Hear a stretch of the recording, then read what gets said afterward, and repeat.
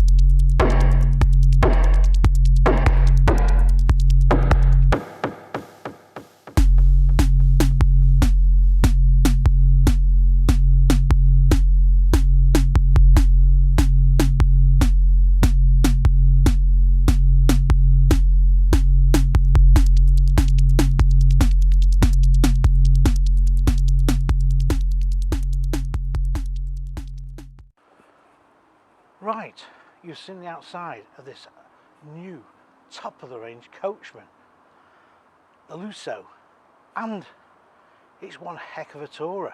Well, you'd expect so for that sort of money. You've seen the outside, and we're now going to take you inside. We're going to have a guided tour because I want to know what makes this Coachman special. Now, Coachman have been on a roll of late, and I'm not surprised because they're making some damn good tourers. Quality is over quantity. They'd rather make you wait that little bit longer to make sure they get this right. Come on, let's go and have a look. Let's see what's so special. Well, I'm sat here in this wraparound lounge, which is at the front of the Lusso. And automatically, you feel very comfortable. I mean, I've just walked in, and this really does feel a premium touring caravan. And to be quite honest, Coachman have really done a good job of making it just that little bit more special than the later XLs. So, I'm quite comfortable sat here. Actually, I don't really want to move. But what I'm going to do now is take you around. Now, this van has literally only just arrived on the forecourt from the factory. So the carpets aren't down, things like the radio isn't in, and one or two bits and pieces may look a bit untoward in here because, as I say, it's not been put yet on full display. I've just got the Campbell's lads to drag it out for me and pop it here so we can have a quick review. So anyway, without further ado, let's have a quick look around and see what makes this a very special tourer. Right, I'm going to set off here in the kitchen because this kitchen is L-shaped, so utilising the width. I've just put the lighting on. You won't be able to see quite the effect as you could do when it's all dark, of course. But I like all this, how it's all nicely lit up like that. And everything feels nice and tight and well made. So great storage here in the kitchen. And of course, you've got the latest Stepford oven.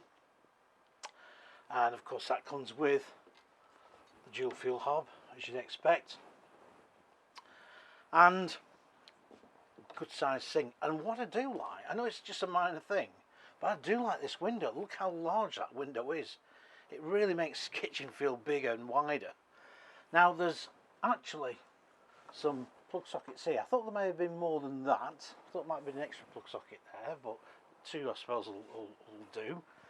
And when it comes to your fridge freezer, that is round the back here. So the usual setup, and of course you've got some storage just above there, and it's a nice little LED light that sort of lights it up for you. So the kitchen, so you don't forget this is going to be mainly used for two people, although it'll sleep four, so it's going to be really two berth, there's no doubt about it. So couples are going to be using this. So on the whole, this will actually be ideal for a couple on site, especially if you're into your cooking. You've got enough space here, all this storage, so that's going to be great. So regarding the kitchen, I think it works really well. It feels nice and practical. And again, I like all this light underneath. It looks really good. Right, let's go on to the bedroom now, because it's a transverse bed, but instead of it usually having it the other way around, they've got it east facing. Let's have a quick look. Well, the bedroom here feels really, really big, and I quite like all this area here for walking around. Obviously, when the bed does come out, because obviously it just pulls out to make for your extra length, some of that will be gone, but you'll still have enough room to walk around. But I like all this, like the mirror on here, and this nice sort of finish here on the headboard. Got plenty of overlocker storage, good LED lighting, storage obviously on these two sides with regarding two drawers on either side, and of course you've got the wardrobe here. You can just hear the heating system whirring away there, the pump's on, I think. On that side as well, and of course you've got some very useful drawers here, plus extra storage again here cupboard wise. Now there's another great big mirror there as well, so you've got two side mirrors over here and this main mirror over here too, and also this is where your TV would go. Now the thing is, putting your TV here, is it going to be big enough to put a decent sized telly on here? Well, only time will tell. I can't really test that one out, but a normal sort of sized portable telly would fit on there quite easily. And of course you get a big window here on the side. Lift that up. Very nice, very spacious. There's no doubt about it. And yeah, this van is feeling very, very nice.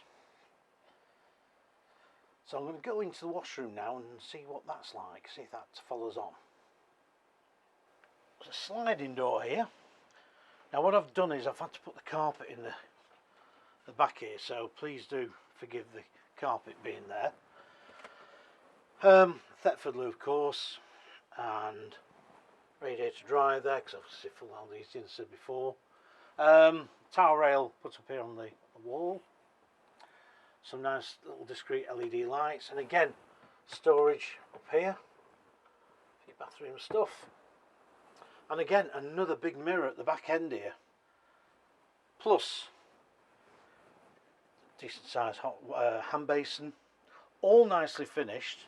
Lots of good storage underneath, and a real decent sized washroom, full stop. I mean, typical Coachman anyway with their washrooms, they do a brilliant washroom, always have done right from word go. If you've watched the 35th video I've just done of Coachman, you'll see how this company has really, really progressed, and basically shows you how using practical design and flair has made this company a very successful one in producing tourers, and very well liked, and also people aspire to Coachman. So it's a decent sized washroom, and all finished all very nicely off. I'm going to go back down to that lounge again. It's rather comfortable. Right, let's shut up here. Just one thing before we do go, there is no roof vent. So no, there's no roof vent actually in the shower, which I'm a bit surprised at, because I always think if you're going to use this shower, and lots of people who spend this money will do, they've got the one here, so you'd have to share that. There's a side window at the obviously there, but even so, some sort of small roof vent in the shower might have just helped just get rid of the steam. I don't know, maybe it'll be time will tell that one up the top there will be adequate. Anyway, let's go to the front and let's do a quick overview as well in a minute. Well, I'm back where I started, in the lounge area, and of course this is just feels so comfortable. Plenty of locker storage, of course, just feels nice, and I like the wood finish. It really does feel very upmarket. Obviously LED spot lamps, and just feels very nice. I mean, again, Coachman has been quite good at lighting their Taurus up as well, so night lighting will be really good. You've got the central table here, and as I say, 4 or 5 adults can sit around here without any problem at all. And of course that big long sunroof makes a heck of a difference, because it is a bit of a naff day. It's getting sort of now towards late afternoon, and it does feel a bit dull out there, but in here, you know, with the heating on, it would really feel nice and comfortable and very cozy. And do you know what? You do feel like you were in a real premium tourer. So, quick review. Let's have a summer up. Or should I say, a sum up. That's a summer up. Summer's gone. Right.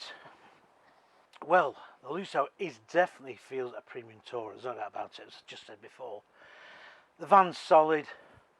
It's got auto levelling system on. It's got solar panel. It's got everything you need. It's got 3 mini high-key roof vents all scattered down the main area, so you're going to have plenty of light coming here on a dull afternoon. And I like the seating configuration here. To me, this feels a very modern tourer, with using a lot of contemporary design, and you get decent storage, and also I think for 2 people you're going to feel very comfortable with this. It's one heck of a chunky tourer. Now the problem is, of course, in this price category, you're up against, well, you're up against Buccaneer, and you're certainly up against Swift and Elegance, and even Eldest Crusaders now nudging up at the sort of top end, the 30 grand mark plus. So all of a sudden you've got quite a lot of luxury tourers here to choose from. Now Coachman have had the VIP, which has been always associated with luxury touring, the Laser range, which has been phenomenally successful for them over the last couple of years, and again presents excellent luxury touring feel, and again around about the 35,000 plus mark. What the problem is, Buccaneer has that name. It's like saying BMW, Mercedes, and then somebody like Ford bring out a top luxury version of one of their vehicles, trying to tempt somebody away from the top brands to a brand that isn't associated quite with the high-end luxury. Ain't going to be possibly so easy. But having said that, Coachman have really done a cracking job on the Lusso, and I think it will create its own following. I don't know how many of these are going to be made. I would think very few.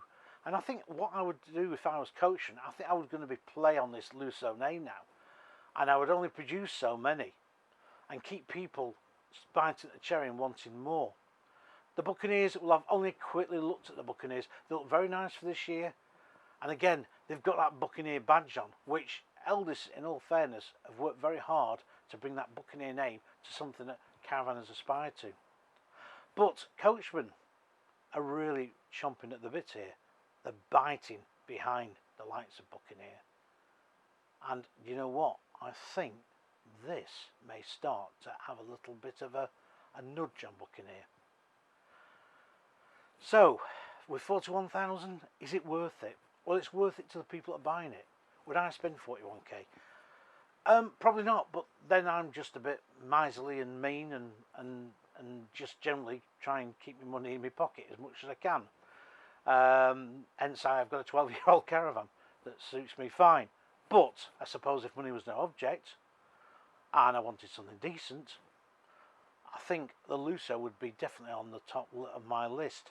The Buccaneers are nice. As I say, they've revamped them a bit inside. They look better, but this, I like the outside, like the graphics, and I think Coachman have now become something that, again, people are starting to aspire to. From the Arcadia, which is their, well, we can't say entry-level van, because it isn't an entry-level van by today's standards anyway, but it's their starter range, if you want to put it that way. Represents fantastic value for money, and again has a luxury feel about it, even though it's not really meant to be a luxury touring caravan. So the Lusso, I think, is probably the icing on Coachman's cake.